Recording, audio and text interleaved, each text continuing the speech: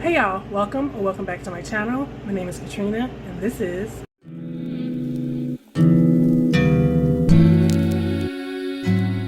my August pop video, my pile of possibilities. I really wish I knew who said that first. It's such a cute name and it works so much better than TBR because TBR is like more set, and for an extreme mood reader like me, I need a pile of possibilities.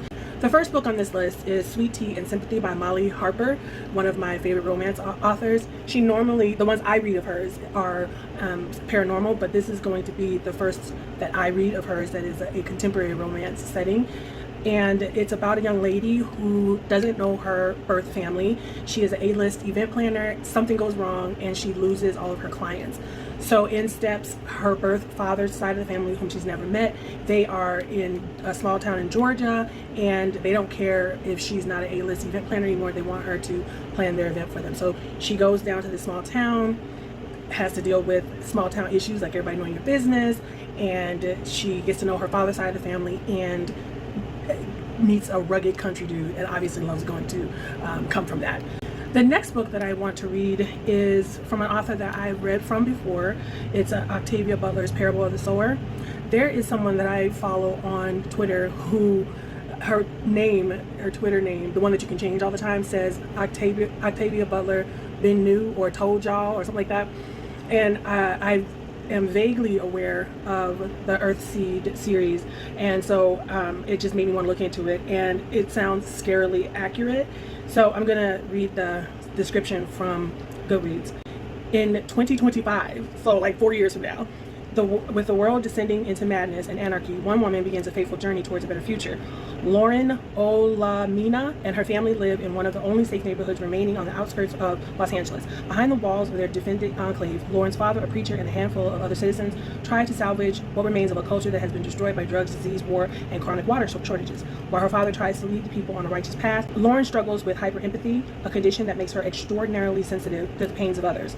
When fire destroys their compound, Lauren's family is killed and she is forced out into the world that is fraught with danger. With a handful of other refugees, Lauren must make her way north to safety, along the way conceiving a revolutionary idea that may mean salvation for all mankind.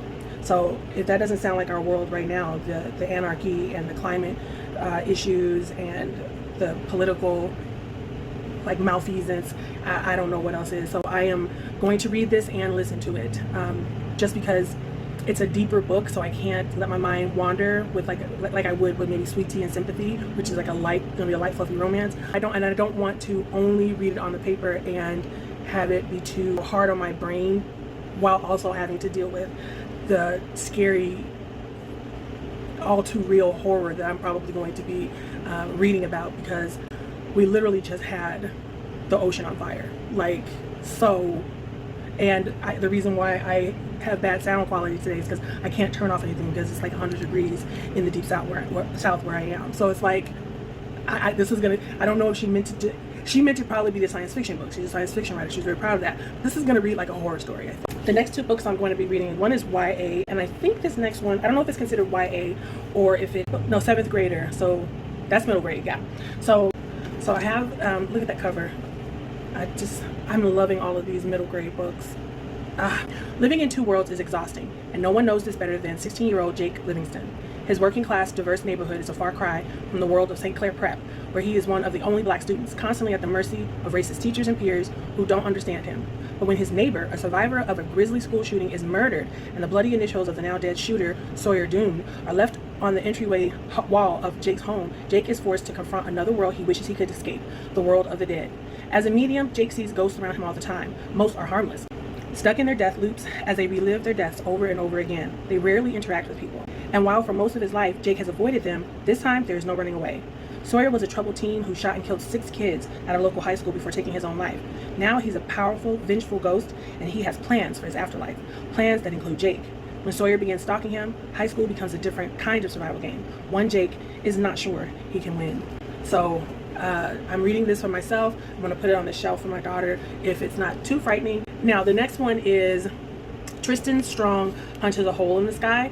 I'm coming to the end of, so we finished last night my son's chapter book, and I'm tired of being in Galaxy Zack's world. It's a science fiction, like more update updated Jetsons kind of life. They live on this, the family lives on this planet called Nebulon, and there's space travel, and like we've read so many of those books, and I already took a break from another series called Captain Awesome that he likes, and so I just would like to read something that I would enjoy with him as well. But he's so kind of stuck in his ways that I had to kind of bribe him. But now I also have like one more chapter of my daughter's book that we're reading that I've been enjoying myself as well, which is Maya and the Dark Rising, or the Rising Dark.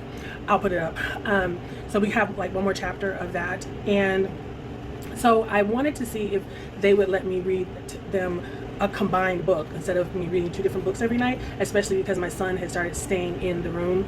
He used to go to bed right after his story, but lately he's been, for like a couple months now, been wanting to sit in on Emerson's books. So I'm wondering if he's ready now to listen to bigger kid books or older kid books. And so this is one I thought that might please him. It caught my attention because the blurb on it says a brilliant action adventure rooted in African American lore, and a lot of the books that we've been getting have been just African lore, and so I'm very interested in how this is going to play out, because there's a conversation online that's going back and forth between African Americans and African people. There is some hurt on both sides of the community. There is some distrust, and we have often been told that we don't have a culture, and that's so not true. American culture is Black culture, really. A lot of the stuff that we push out, a lot of our popular culture is rooted in Black culture. Rock and roll came from Black people. Country music comes from gospel, which comes from Black people.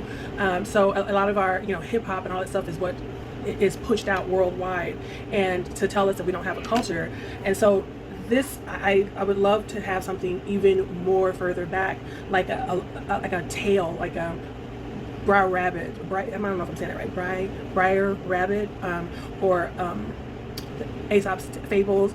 So if there's something specifically American, and there is one I'm thinking of. It's a big old tall Black man, and I'll put up something if I can find it. So anyway, let me read what this says.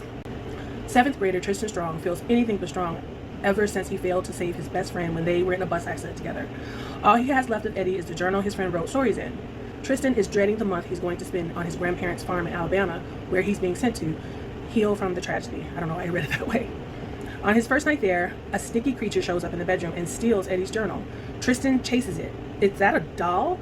Through the forest, and a tug of war ensues by his grandmother's mysterious and off-limits bottle tree.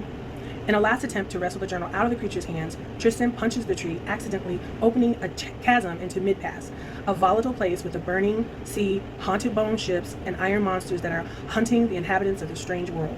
Tristan finds himself in the middle of a battle that has left Black American gods John Henry and Briar Rabbit exhausted in order to get back home.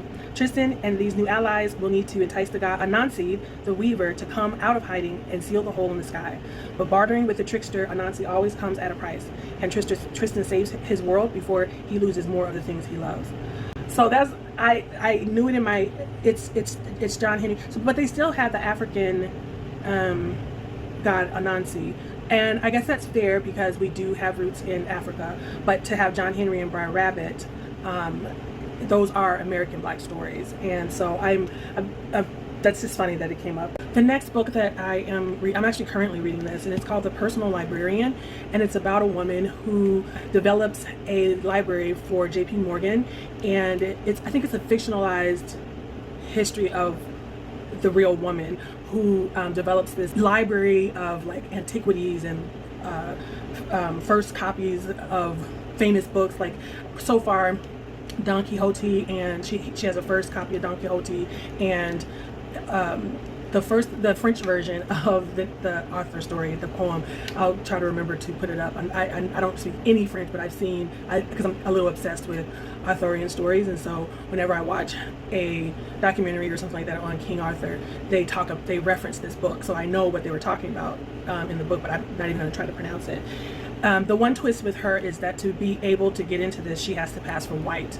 And right on, I thought it wasn't going to deal with it that much. Just from reading the back, for some reason I didn't get the impression that it was going to focus on that. But right right on in the beginning. It deals with it head on, and it deals with how the parents are separated from it. That's always something that's interesting about the story, how it really does, when one part of the family decides to be white and the other side of the family decides to remain black, how it just splits the family down the middle. And this is dealing with the consequences of that. And it's also, as proud as she is to have this job, she's also riddled with anxiety, because at any moment she's thinking somebody can check her. And there is a scene where it's very true to life that black people can clock other black people no matter how white they are, and there's a scene like that where she does, and the black woman doesn't call her out, they just nod at each other and she walks on. And it's just I can't imagine the euphoria of being able to lift your family out of poverty. That's part of the story, paired with the absolute complete fright that, you know, because when she comes to that party initially, the high society faux pas she makes is that she doesn't come with an escort. But when the guy said, when the butler says something about it, she immediately thinks he clocks her, and then she lets out a little bit of breath when he says, no, you should have had an escort. And so that's so interesting to me. I've always been drawn to these stories because it's something so far from what I could ever have done. And you know, my grandmother was very fair, and I think about her choosing not to pass, and my mother's mother. And she married the darkest man, one of the darkest men that I've ever seen. And I wonder if, in the book already, like I said, I just started this book last night, and the book already talks about how some people retain the anger at the reason why we have light-skinned black people anyway. Some people revel in their closeness to whiteness, and they buy into all the white supremacy ideas. But a lot of people who are woke, before woke was a pejorative, they took their white skin as proof, and a painful proof of our past and how Africans became white. And so, you know, she's aware of that, but she's also aware that she can use it. And it's so interesting. And I just wonder when some people, and the point of me bringing that up is that I wonder sometimes if that's something my grandmother felt, because she died when I was 9. She died 1 year before my mother died. My mother died when I was 10. So I didn't get to talk to her about these kinds of things. I don't know if I would have had that thought process. Maybe now, if she were still alive, I would. But I wonder sometimes about that when I look at how fair she was and how straight her hair was, and if she felt some type of shame because she married the darkest man ever. And so, and some people do that. Some people whiten, they go through the whitening of the race, and it's on purpose. People bring, you know, and like in Latin America, there's a name for it. I'll see if I can look that up. But you know, there's cities that used to be all mixed looking people, and those people got to rise, even though they still had racial animus toward them. They still got to be in the middle class. They still got to be upper class. So I'm always so interested in that. I'm always, you know, from watching Imitation of Life to reading about what is it called? One Drop Rule. I own the book. It's on one of the bookshelves, about this guy who passed for white, who's a famous like New York Times writer. What is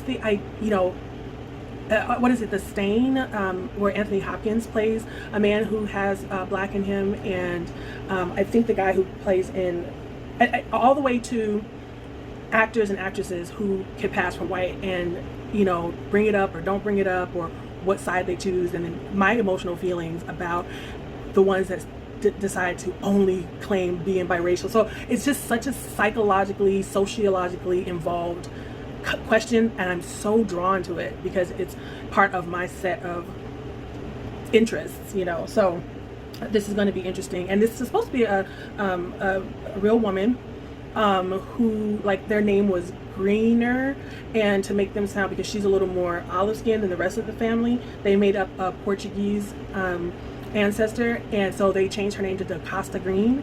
I just, all the little twitches and stuff, and how the mother just worked everything so that she can get into it. I'm just, it's so interesting. The next book I'm finally going to get to. I've had it for a long time. I've been hearing everybody talk about it, and I don't know if I've read from these authors. It's Christina Lauren's The Soulmate Equation, and it's about a genetically, like, DNA matching up of a soulmate. I read John Marr's The One, which had the same premise. And so this is about a young woman who feels unlucky in love. She's been left by everybody, but she is a scientist and she understands numbers and probability and all that stuff. And so when she decides, okay, what the hell, I'll go ahead and try this out, then she is matched with someone who she already knows that she hates, and the company decides to try to pay her to just go through it and see if you don't fall in love with them. And she is strapped for cash. She's a single mom. I don't know if I said that. She's strapped for cash, and she does it. Obviously, this is probably going to be a happily ever after or happily for now, because it's a romance. It's a contemporary romance, but it's going to be interesting to see how they work this out and how they talk about the idea of like free will versus, you know, science when it comes to love. And I personally am curious to see how it's going to be different from John Marr's The One. The next book I'm going to try it's a novella. I believe it's a novella because I think his first novel, yeah, this is going to be a very short book. It's called A Dead Djinn in Cairo, and it's by P. Djeli Clark. And I loved his other novella, Rain Shout. And this one is even odder. It's like apparently Dead Djinn universe.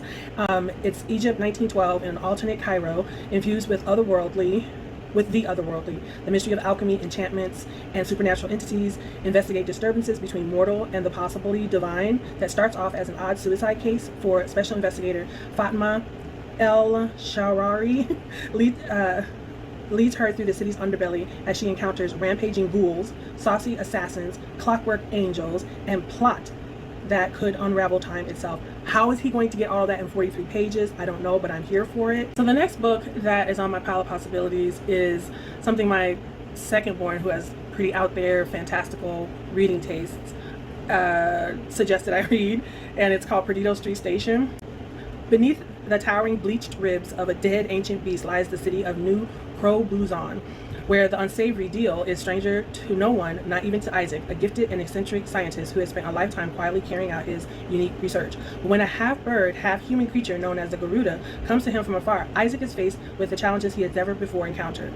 Though the Garuda's request is scientifically daunting, Isaac is sparked by his own curiosity and an uncanny reverence for this curious stranger. Soon, an eerie metamorphosis will occur that will permeate every fiber of New Crobuzon, and not even the ambassador of hell will challenge the malignant terror it evokes. So I have no idea if this is, I don't know where I'm getting steampunk. I think maybe from the cover it made me think of something like that. And so it's like fantastical, magical realism maybe. List featuring this books. Yeah, so it's listed in best steampunk books, best science fiction, best weird fiction, fantasy, outside of the box speculative fiction, quality dark fiction, big fat books worth the effort. That's interesting. So urban fantasy. So it seems like nobody really can figure out new weird books, trippy books that should be made into movies. So it seems like nobody else really knows how to qualify this book or quantify this book or categorize this book.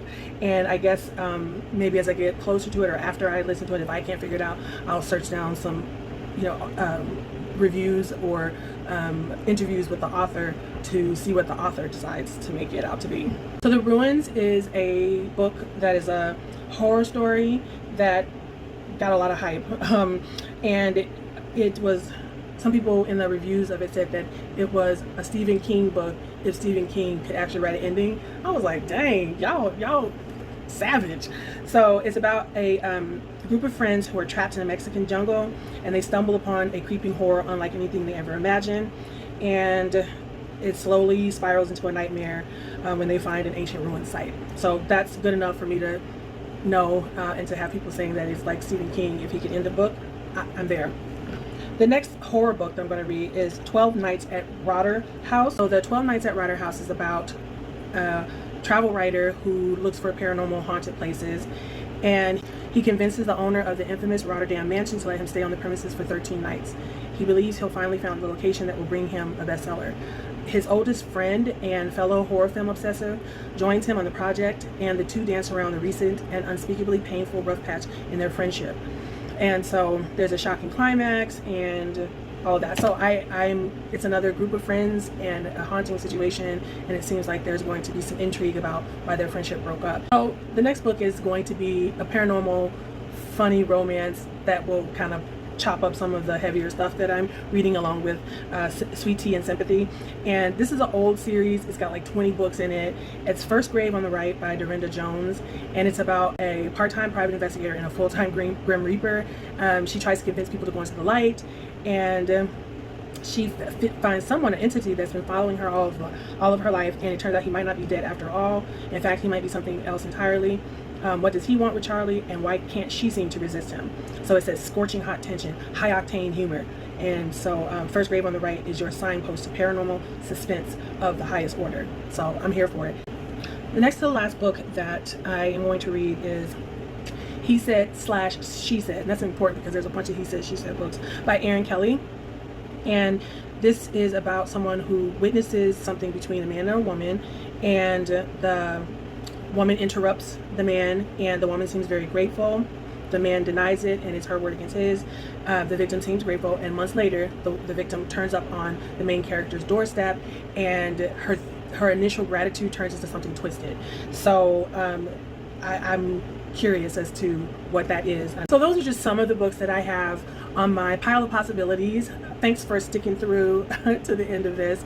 And I guess for all of the pile of possibilities, just do the stack of book emojis. If you've gotten to the end, my goodness, you are a trooper.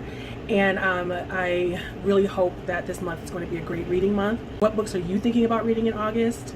And do you do a stable, like, set TBR, or do you like the idea of a pile of possibilities? Okay, be easy on yourself, and I will see you in the next video.